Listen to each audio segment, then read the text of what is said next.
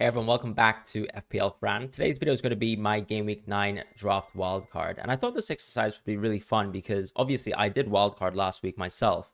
So sort of looking back at the week previous and actually sort of asking myself, what would I change about my draft? And honestly, there are a few changes. And a lot of changes are things that I even considered in Game Week 8. And it's interesting that obviously I've changed my mind on those things. As far as Game Week 9 though, I think the keeper pair that I would still go with if I was looking for money, trying to save as much money as possible for a Salah Haaland draft, is still to go with Ariel and Turner. I don't have any sort of opinions in terms of going for other keeper pairs. I think Johnson and Raya are fantastic. I actually wanted to go Raya at one point, but then I figured if you are going for a Salah Haaland draft, at the end of the day, you really should just be saving as much money as possible within those positions. Yes, of course, it's fantastic to have an Arsenal defender. And honestly, as I said in the previous week, I still think Raya is going to be the starting keeper. I don't care what happened in the first half versus City. You can see he was so much more composed in the second, and that's sort of a level of play that Ramsdale doesn't possess personally, but less about Ramsdale, more about the draft. In terms of the defense for Arsenal, you can still cover that with the defenders. And part of my concern in the previous week was in some of the games this season where we saw, for example, Gabriel be benched and we saw a little bit of rotation, Partey coming in as well, what would really happen to the positions of Gabriel Zinchenko? I think that both of these players are still potentially locks for a wild card. I would probably just go with one of them for now, just because, of course, there's still a Newcastle game coming up, and you can always just revisit that third Arsenal spot in Game Week 14. But for a Game Week 9 wildcard, I'd be very happy to go with Gabriel. He's at 4.7. That is an absolute steal at his price point. And you just can't really go wrong with someone like Gabriel, who is playing for arguably the second best defense within the league. You might even argue with City, for example, struggling without Rodri, that it could be the first. And that's how resolute Arsenal look like right now. And we've seen that at home, where Arsenal don't often keep clean sheets, and they did for City. And like last season, have kept clean sheets as well away from home. So in terms of rounding out the team, because this is a Salah Haaland draft as well, and I do think that I am trying to keep as many of the big guns as possible. So if you guys think about sort of my Thanos concept last week, it was getting 5 of these big guns for the overall fixture run for the next, 10, 12 weeks. It's players like Trippier, Watkins, Haaland, Salah, and Son. Son is actually one of the players where I think there is a question mark about whether you want to keep him on your draft. And I think if you want to keep Son on your draft, that's totally fine. But I do think Son is, for example, interchangeable with someone like Saka, and I'll talk about that in a moment. As far as the rest of the defense, though, I've got Taylor just to sort of gap fill here. This is just a budget option. You're just looking for someone to play football every week. You can go with Lamptey. I've gone for a punt to go for Lamptey on my Game Week 8 wildcard. But it doesn't mean Taylor's a bad option. Lamptey's just someone who I don't think you can guarantee starts because his fitness is very poor. This is obviously a player who's coming back from multiple injuries and has struggled. But De Zerbi does rate him, and there's a punt there, right? Whereas Taylor is just someone who kind of like reminds me of the 4.5 option in the forward position in Archer, where he's just going to get you 2 points a week. Now, the issue with Archer and why you might see that Archer doesn't feature in this draft later is because I'm actually worried about his minutes. And you can see obviously in the recent substitutions that he's getting off earlier and earlier, and that probably could mean eventually a bench. As far as Guehi, I'm going for him just because value there is still fantastic. I don't think there's anything wrong with going with the Crystal Palace defender. I actually regret not going for a Crystal Palace defender. I went for Colwell instead because my thinking was Colwell is going to be very useful to me in Game Week 16 to 20, and I don't want to spend a wild card on my 5th defender. So that's what I did. I went for Colwell. But I do think, looking back, Guehi is actually playing for a standout defense. Is there a reason to necessarily go for Colwell? Maybe not. In the short term, if you need more coverage of the fixtures, you can always go with Guehi. And it really depends on whether you, for example, rate Colwell. Because I think part of Colwell's interest is his attacking presence is actually very good in the left-back position as well. And with Chilwell presumably out for a while still, Colwell will probably still be the left-back by the time Chilwell comes back. And I think Chilwell actually is still going to sit on the bench, very much similar to what he was before he was injured. So Trippier is someone who actually joins the draft this week. He was someone that I actually fit into my last wildcard draft. So if you guys joined me for my live stream, were following me on Twitter, you did know that I ended up with Trippier in my draft, and I'm actually very happy that I did. I think it's very hard to, for example, have the full faith in Liverpool's defense, even though their fixture run is really, really good.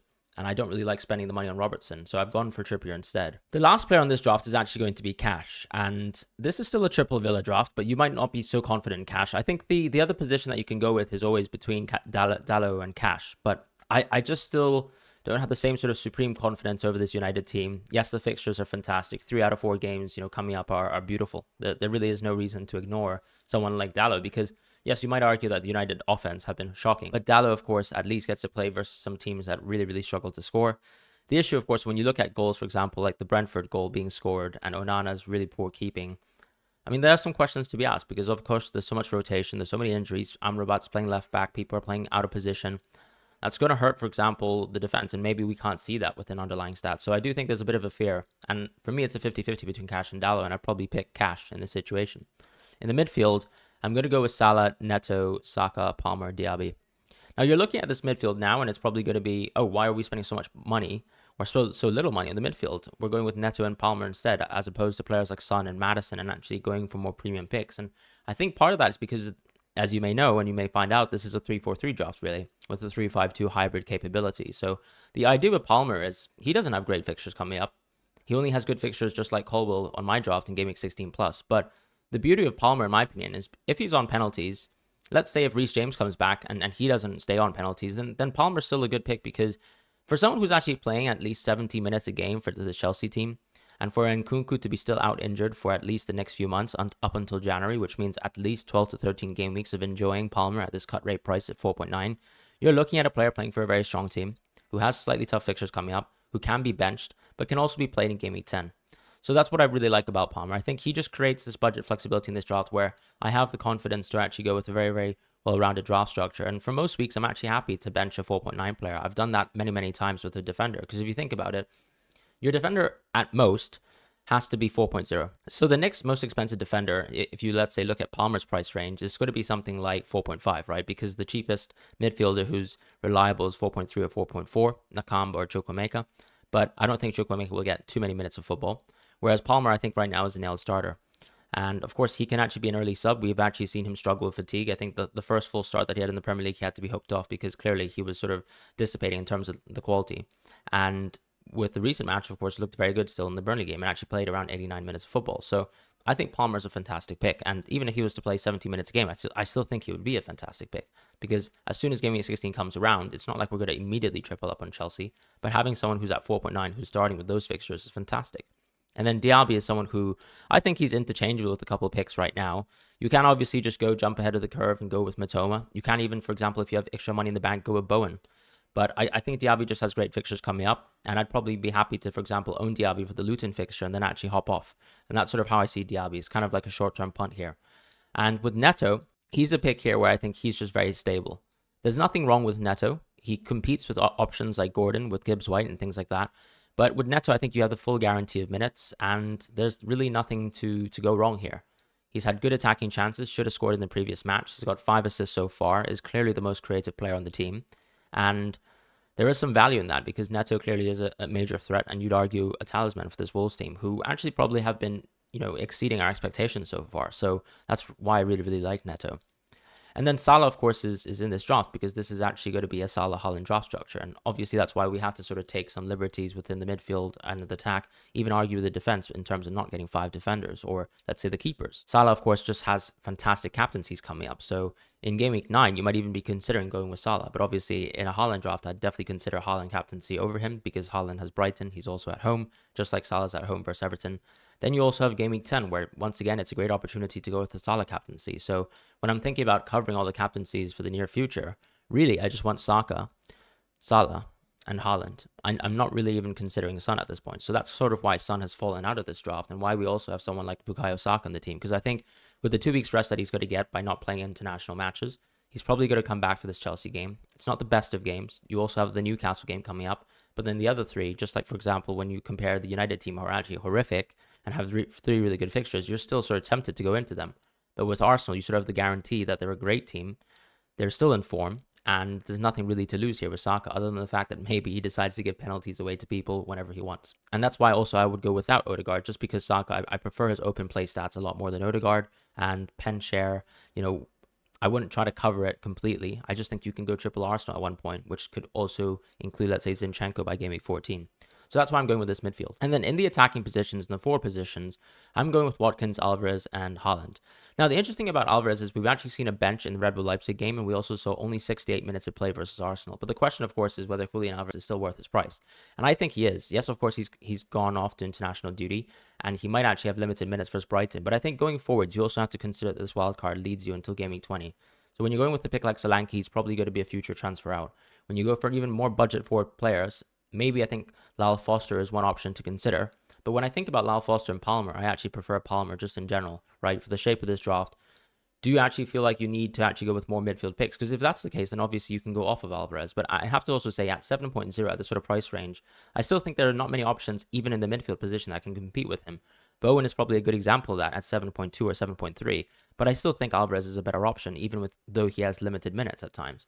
Just because he's actually been essential to the City team. He's on free kicks, which is obviously a huge plus compared to last season. And we've obviously seen the incredible goal scoring so far.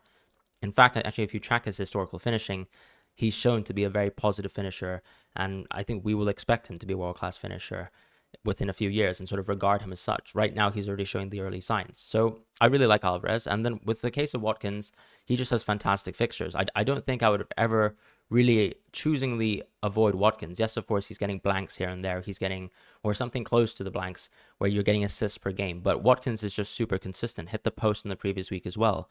And the odd thing with our Aston Villa is actually they've all done well, all these assets in terms of Cash, Diaby, and Watkins, in spite of the fact that they've actually had relatively tough fixtures.